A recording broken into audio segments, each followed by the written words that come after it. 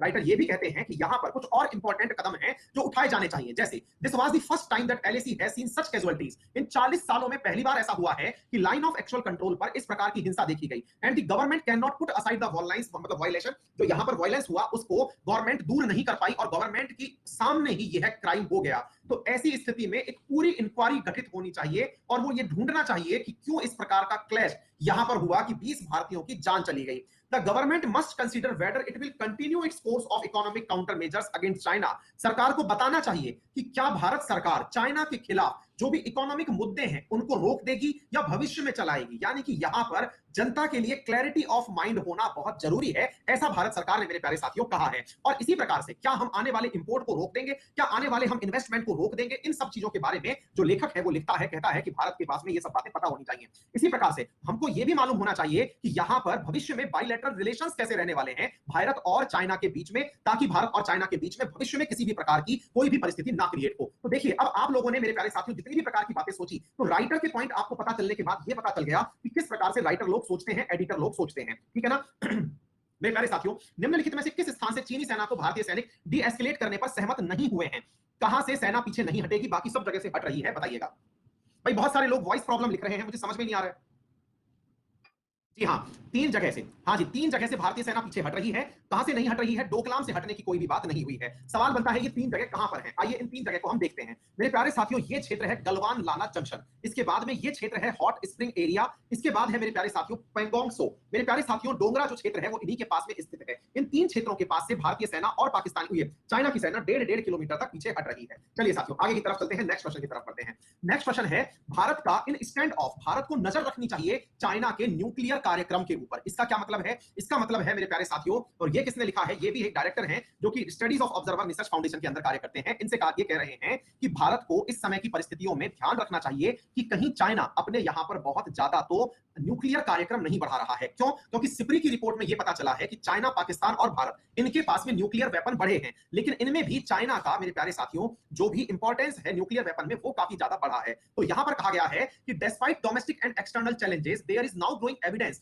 That PRC continues to expand it nuclear arsenal. यानी कि हमको नजर रखना चाहिए कि क्या ये अपने यहां के नाभिकीय हथियार बढ़ा तो नहीं रहे हैं। It is alarming that its missile with multiple independently targetable re entry vehicle capabilities to neutralize America's missile shield. यहां पर पूछा जा रहा है कि यहां पर जो चाइना है वो इस प्रकार की मिसाइल बना रहा है जो कि एक ही बार में चलने पर बहुत सारे टारगेट पर एक साथ बम बरसा सकती है। तो मेरे प्यारे साथियों, एक साथ जब बहुत सारी जगह पर बम बरसा सकती है तो पूछा जा रहा है कि क्या भारत इस प्रकार की चीजों के लिए तैयार है कि यहां पर ऐसी ऐसी मिसाइल्स तैयार हो चुकी हैं जो कि चलने के बाद रीयूजेबल भी हैं, जो री एंट्री कर सकती हैं। The People Republic Army Rocket Force also field in range of medium range ballistic missile and short range ballistic missile. The PRC's ballistic missile in 2019 were the highest among the designated nuclear weapon state. कहा जा रहा है कि इनके पास में जो missile थी वो मिसाइल सिस्टम शॉर्ट रेंज में मार करने वाली सबसे बड़ी मिसाइलों में से एक थी, यानी कि इनकी मारक क्षमता उन सभी देशों में सबसे श्रेष्ठ थी। क्या भारत उन चीजों के लिए तैयार है? China according to International Panel on Fissile Material it estimate to possess 2.9 से लेकर के प्लस माइनस 6 0.6 जो है metric ton of weapon grade plutonium compare to India. India के पास में जो प्लूटोनियम है वो 0.7 टन ही है। तो पूछा जा रहा है क्या आपको इस चीज का कोई हिसाब है कि जिससे बम बन सकता है वो प्लूटोनियम चाइना के पास में 3.5 मेट्रिक टन है, वहीं पर भारत के पास में ये टन अधिकतम 0.7 मेट्रिक टन नहीं केवल टन है। यानी कि इन दोनों के बीच में अगर अंतर देखोगे तो इतना ज्यादा डिफरेंस है। क्या आपको इस चीज का कुछ अंदाजा है? तो कहा जा रहा है कि आप जो भी स्टैंड ले रहे हैं, क्या इन स्टैंड्स में आप लोगों के पास में कोई भी इसका काउंटर आंसर है? नंबर 1। नंबर 2, क्या आपको मालूम है कि इनके पास में जो वॉर हेड है, सिप्री की रिपोर्ट के अनुसार इनके पास 320 न्यूक्लियर वेपन हो चुके हैं।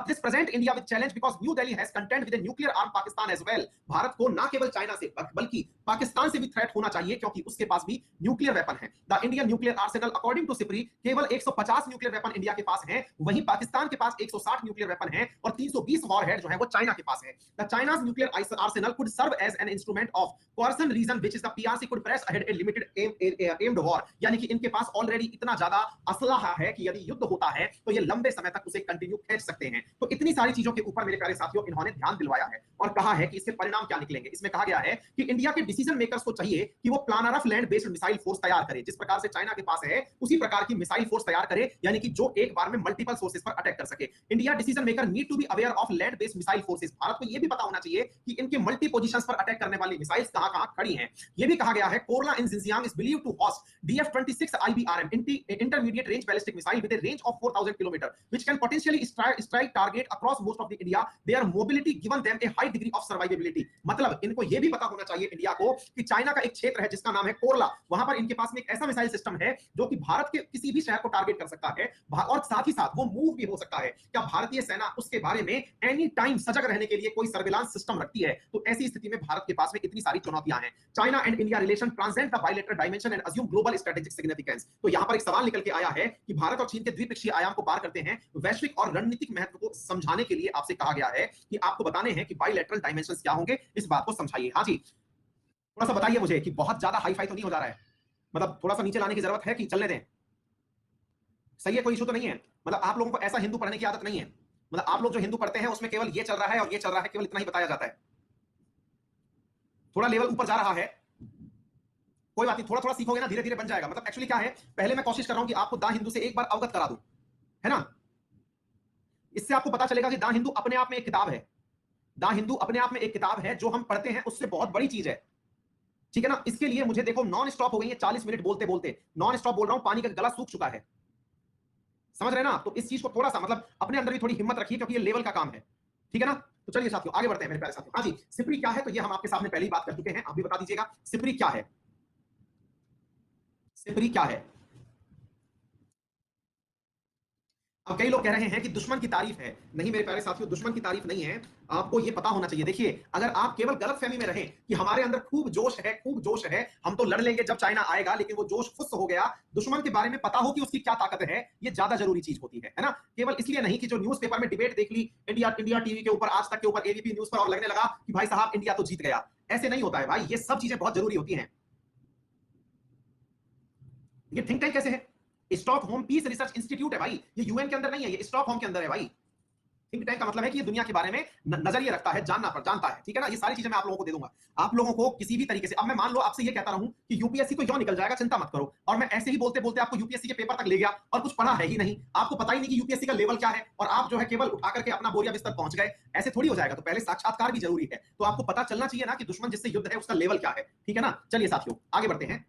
एक बहुत बढ़िया न्यूज निकल के आई है, और वो क्या है, एक बिग फ्लैप मिला है हमें, golden bird wind in India's largest butterfly. हमको हाल ही में एक बर्ड विंग मिली है जो कि इंडिया की सबसे बड़ी हिमालयन बटरफ्लाई मिली है, जिसका नाम है गोल्डन बर्ड विंग। इसको याद कर लीजिएगा, ये आपके मतलब का आसान सा सवाल है, सुनिएगा। इंडिया की लार्जेस्ट वो मिली है, तितली मिली है, जो 88 साल बाद ऐसी कोई चीज मिली है। इसका जो रेंज है, मतलब इसकी जो चौड़ाई है, वो 194 mm की है। Female of species marginally larger than southern bird wind. ये 190 mm की पहले हमको मिला करती थी, उससे बड़ी है, और ये हिमालयन मिली है, हिमालय के अंदर मिली है। और ये खोजी किसने है? University of Chinese academic of science के द्वारा, यूनान ने बटरफ्लाई रिसर्च इंस्टीट्यूट के अंदर भीमताल उत्तराखंड के अंदर यहाँ पर इस चीज के बारे में पुख्ता खबर दी है। इन्होंने बताया है कि भीमताल के अंदर, जब आप नैनीताल भीमताल ये सब जाएंगे तो उत्तराखंड के प्रमुख ताल है ये, तो यहाँ पर सबसे बड़ी तितली खोजी गई है 194 mm की, ठीक है ना? तो इसके साथ यानी कि चाइनाज एकेडमिक ऑफ साइंस के साथ में मिलकर के जो butterfly research centre at Bhimtal है, उसने ये चीज खोली है, ठीक है ना? तो बटरफ्लाई रिसर्च इंस्टीट्यूट कहां पर है? मैंने आपको अभी बता दिया कि बटरफ्लाई रिसर्च इंस्टीट्यूट कहां पर है। मैंने कहा नैनीताल भीमताल सब एक साथ ही है। कई लोग कह रहे हैं इसमें भी चाइना, हम यही तो कह रहे हैं। तो देखिए, राइटर ने यही तो बात बोली है कि आप जनता को तो राष्ट्रवाद में झोंक दे रहे हैं, लेकिन रियलिटी तो लाइए दुनिया के सामने कि आप बायलैटरल टाइज किस प्रकार से निभाना चाहते हैं, दुनिया को बताइए उनके बारे में भाई। चलिए सर, अब एक बहुत बढ़िया चीज आई है सर, अमेरिका ने फिर से धमकाया है। क्या धमकाया है? अमेरिका ने कहा है कि इंडिया ध्यान दे, क्या ध्यान दे, सुन लीजिएगा। इंडिया ने कहा है कि हमने, अमेरिका ने कहा है कि हमने काटसा जो एक्ट है उसमें कोई परिवर्तन नहीं किया है, जिसकी वजह से आप लोग जो है वो कुछ भी किए जा रहे हैं। मतलब क्या हुआ, आपको याद होना चाहिए, हाल ही में कुछ ही दिन पहले भारत के द्वारा अपने यहां पर डिफेंस से संबंधित कुछ जरूरी चीज की गई थी। अगर आपको याद हो तो हमने 39,000 करोड़ रुपीस का एक पर्टिकुलर डिफेंस की काउंसिल बनाई थी, जिसने अपनी तरफ से बजट अनाउंस किया था, जिसका नाम था डिफेंस एक्विजिशन काउंसिल। उन्होंने कहा था कि हमें 21 तो मिग 1929 विमान चाहिए, और हमने कहा था यहां पर 12 जो है वो सुखोई SU-30 MKI चाहिए, ऐसा हम लोगों ने कहा था, अगर आपको याद हो तो। ये तो हमने पहले भी पढ़ा है, डिफेंस एक्विजिशन काउंसिल ने इस चीज की इजाजत दे दी थी, याद है आप लोगों को? जी हाँ। तो भाई साहब अमेरिका फिर से पिक्चर में आया और उसने कहा कि सुनो भाई साहब, बात ऐसी है कि आप लोग ये क्यों भूल रहे हैं कि मैंने आप लोगों के लिए नियम बना रखा है। क्या नियम बना रखा है? उसका नाम है countering countering American adversaries, countering American adversaries through trade sanction act. मैंने पहले ही काटसा एक्ट बना रखा है जिसके तहत अगर कोई भी अमेरिका के दुश्मन, दुश्मन कौन कौन, रशिया, ईरान और नॉर्थ कोरिया, इनसे अगर कोई भी सामान परचेज करेगा तो उन तीनों के ऊपर, उन देशों के ऊपर मैं सैंक्शन लगा दूंगा। तो भारत ये ना भूले कि मतलब इनसे किसी ने पूछ लिया कि सर आपने क्या बोलते हैं इंडिया को ढील दे रखी है क्या? बोले क्यों? क्योंकि वो तो बोले रशिया से जो है वो मिग 29 खरीदने जा रहा है, सुखोई SU-30 खरीदने जा रहा है। तो सर एक बात बताइए, आपने कोई ढील दे दी है क्या? बोले नहीं, हमने कोई ढील नहीं दी है और तैयार रहे कि हम ऐसी स्थिति में अगर चाहें तो सैंक्शन भी लगा सकते हैं। मेरे प्यारे साथियों, ऐसा कहा गया है। चलिए आगे बढ़ते हैं सर। तो काटसा अधिनियम के तहत यूएसए द्वारा निम्न में से कौन से देश जो हैं उनके ऊपर काटसा एक्ट लागू होता है? इन ऑप्शंस में से बता दीजिएगा कौन से देश पर काटसा एक्ट लागू होता है। जो ऑप्शन दिए गए हैं इनमें से बता दीजिए। बिल्कुल सही है। तो यही तो मैंने 3 देश बताए थे, तो आपको काटसा पता चल गया, काउंटरिंग अमेरिकन एडवर्सरीज, ठीक है ना? चलिए साथियों, अब एक चीज और देखिए, एक घटना है अगर आपको याद आ जाए तो। मैंने आपको बताया था रशिया की एक बहुत बड़ी तेल कंपनी थी, नाम याद हो तो बता दीजिएगा। तेल कंपनी नहीं थी असल में, उसकी वजह से तेल फैल गया था एक जगह पर, नॉरिल्स्क में। किम जोंग कोरिया वाले बहुत बढ़िया भैया, नॉरिल्स्क नामक स्थान पर निकल का कारोबार करने वाली एक कंपनी थी जिसकी वजह से ऑयल स्पिल हो गया था। और कहां हुआ था ये? आर्कटिक क्षेत्र में हुआ था और कहा गया था बहुत बड़ा, यानी कि सदी की सबसे बड़े ऑयल स्पिल के अंदर कंसीडर किया गया था। हाल ही में बस उसमें यह खबर जुड़ी है कि जो तेल उत्पादन करने वाले व्यक्ति हैं, जिनकी कंपनी थी नॉरिल्स्क के अंदर ये जो कार्य करती थी, उनके ऊपर 2 बिलियन अमेरिकी डॉलर का फाइन लगा है।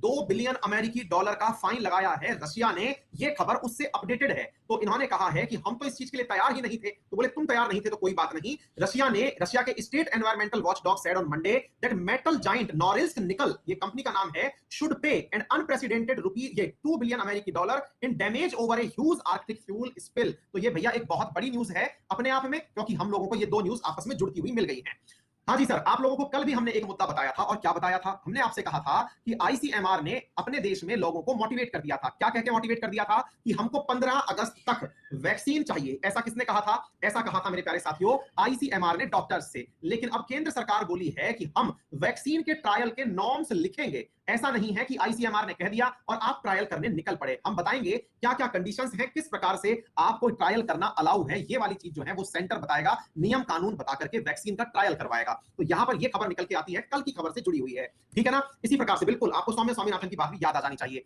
यहां पर एक बात हमको वैक्सीन से जुड़ी हुई और मिलती है, और वो क्या है? ऑक्सफोर्ड ने कहा है वैक्सीन एटलीस्ट 6 मंथ अवे। इन्होंने कहा है, ऑक्सफोर्ड ने क्या कहा है कि हम लोग जिस वैक्सीन पर कार्य कर रहे थे वो कम से कम अभी 6 महीने तक और नहीं आने वाली है। सोच के देखिए मेरे प्यारे साथियों, यहां पर सरकार तो आईसीएमआर को कह रहा है 15 अगस्त तक ले आओ, और जहां ऑक्सफोर्ड की वैक्सीन फेज 3 ट्रायल में जा चुकी है वो कह रहे हैं कि 6 महीने तक तो अभी वैक्सीन भूल जाइए। तो ऐसी स्थिति में central government should rethink it's testing policy से सीरम इंस्टीट्यूट सीईओ आधार पूनावाला।